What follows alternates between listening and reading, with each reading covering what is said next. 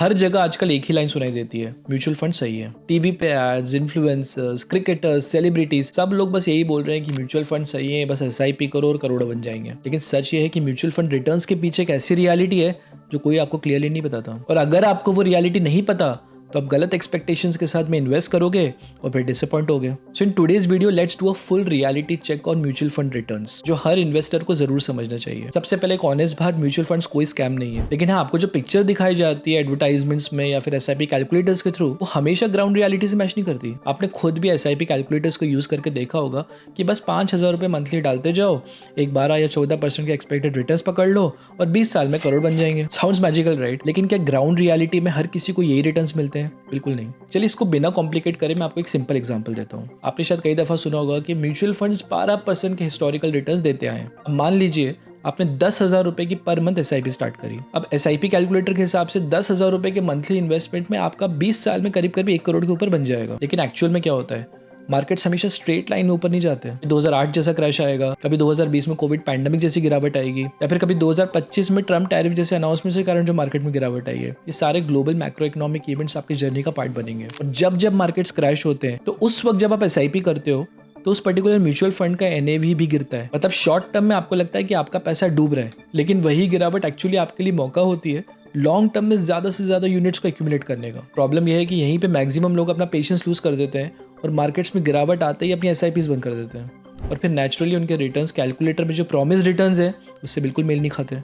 दूसरी इंपॉर्टेंट चीज़ जो लोग अक्सर इग्नोर करते हैं वो है एक्सपेंस रेशियो। तो आप जब भी किसी म्यूचुअल फंड में एसआईपी के थ्रू इन्वेस्ट करते हो तो उस एसआईपी अमाउंट का एक छोटा सा पोर्शन फंड मैनेजमेंट फीस के तौर पे म्यूचुअल फंड हाउस को जाता है, जिसे हम बोलते हैं एक्सपेंस रेशियो। यानी कि एक फीस जो आप उस फंड हाउस को दे रहे हो आपके फंड्स को मैनेज करने के लिए। लार्ज कैप इंडेक्स फंड्स में ये फीस 0.2% से 0.3% के आसपास होती है। वहीं किसी actively manage small cap fund में ये फीस 1% से 1.5 या 2% तक भी जा सकती है। तो आप सोचोगे कि 1 से 2% से क्या ही फर्क पड़ता है। देखिए शॉर्ट टर्म में उतना फर्क ना दिखे, लेकिन लॉन्ग टर्म में कंपाउंडिंग के चलते ये 1 से 2% का एक्सपेंस रेशियो आपको करोड़ों का नुकसान दे सकता है। हैविंग सेड दैट, अगर वो पर्टिकुलर म्यूचुअल फंड अपने एक्सपेंस रेशियो को जस्टिफाई करता है, यानी कि वो अपने बेंचमार्क को कंसिस्टेंटली आउट परफॉर्म कर रहा है, सपोज करिए उसका बेंचमार्क जो है वो 12% का रिटर्न दे रहा है, लेकिन आपका जो फंड है वो 16% का रिटर्न आपको बना के दे रहा है, तो अगर वो आपसे 1% या 2% का एक्सपेंस रेशियो चार्ज कर भी रहा है तो भी it is comfortably beating it's benchmark index और आपको बेहतर रिटर्न्स भी बना के दे रहा है। तो उन केसेस में हायर एक्सपेंस रेशियो पे करना जस्टिफाइड है।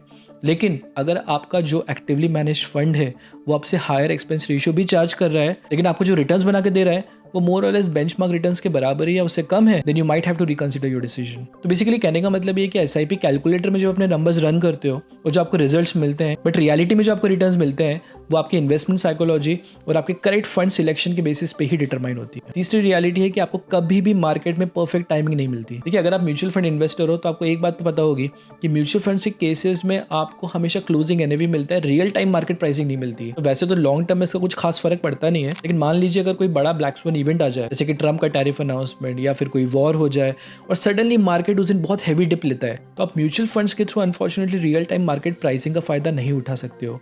उस केस में you can consider buying ETFs, क्योंकि ETFs trade just like stocks. आप रियल टाइम में ETFs को बाय और सेल कर सकते हो, जो म्यूचुअल फंड से पॉसिबल नहीं है, क्योंकि म्यूचुअल फंड्स में आपको उस दिन का क्लोजिंग एनएवी ही मिलता है। रेयर ओकेशंस में ऐसा हो सकता है कि म्यूचुअल फंड्स में हमेशा आपको बॉटम प्राइस नहीं मिलेगा, तो ऐसे केसेस में आप ETFs को कंसीडर कर सकते हो। एंड फाइनली म्यूचुअल फंड्स के अराउंड एक और बड़ी मिसअंडरस्टैंडिंग है कि म्यूचुअल फंड्स आपको बहुत हाई रिटर्न्स बना के देते हैं। सच है कि म्यूचुअल फंड में काफी सारी कैटेगरीज होती है और हर कैटेगरी का रिस्क प्रोफाइल अलग होता है, इसलिए आपको रिस्क एडजस्टेड रिटर्न्स भी उसी हिसाब से मिलते हैं। फॉर एग्जाम्पल एक लार्ज कैप इंडेक्स फंड आपको इन्फ्लेशन से थोड़े बेहतर रिटर्न्स बना के देगा अराउंड 10 to 11% की रेंज में। वही स्मॉल कैप फंड्स जो कभी तो आपको 20%, 30%, 40-50% तक के भी रिटर्न्स बना के दे सकते हैं, but at the same time आपको इन फंड्स में हैवी ड्रॉडाउन के लिए भी प्रिपेयर रहना पड़ेगा, जहां पे आपको -30, 40, 50% तक के भी लॉसेस हो सकते हैं। यहाँ पे अपसाइड पोटेंशियल तो काफी है बट डाउनसाइड रिस्क भी है। म्यूचुअल फंड्स में एक और कैटेगरी होती है डेट फंड्स की। तो डेट फंड्स वैसे तो सेफ लगते हैं, लेकिन इसमें भी क्रेडिट रिस्क और इंटरेस्ट रेट रिस्क होती है। मतलब फिक्स डिपॉजिट ऑल्टरनेटिव बोल के जो आपने डेट फंड ले लिया, कभी कभी उसमें भी नेगेटिव रिटर्न्स आ सकते हैं, और ये सब ग्राउंड रियलिटी जो मैक्सिमम इन्वेस्टर्स को नहीं बताया जाता। तो आखिर ये सब बता क्यों रहा हूँ, इसका सोल्यूशन क्या है? क्या म्यूचुअल फंड्स को आपको अवॉइड करना चाहिए?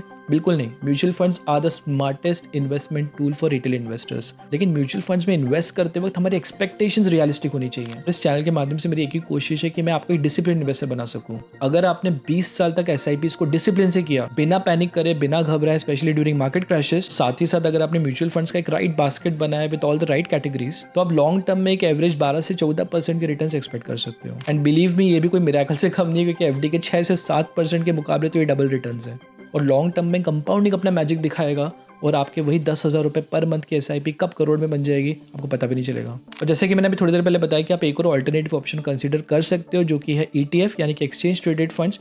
इसके अराउंड मैंने डेडिकेटेड वीडियो बनाया, तो आप इसको जरूर चेकआउट करिए। जब भी कोई ब्लैक स्वान इवेंट होता है, कोई मार्केट क्रैशेस आते हैं, किसी मार्केट में बहुत वॉलेटिलिटी है, तो आप ETFs में जब बाय करोगे तो आपको रियल टाइम मार्केट प्राइसिंग के हिसाब से आपको ETF परचेस हो जाएगा।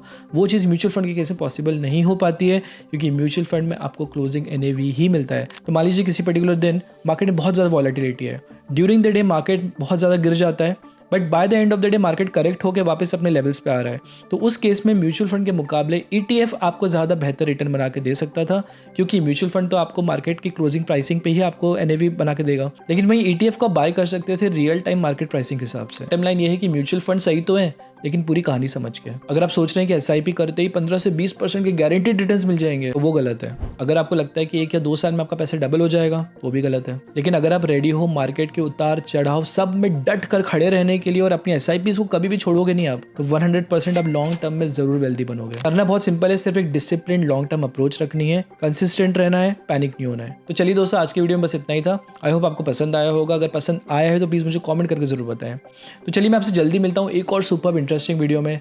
Till then, you take good care of yourself. This is me, Pratik, signing off from Investing Wiz. Over and out.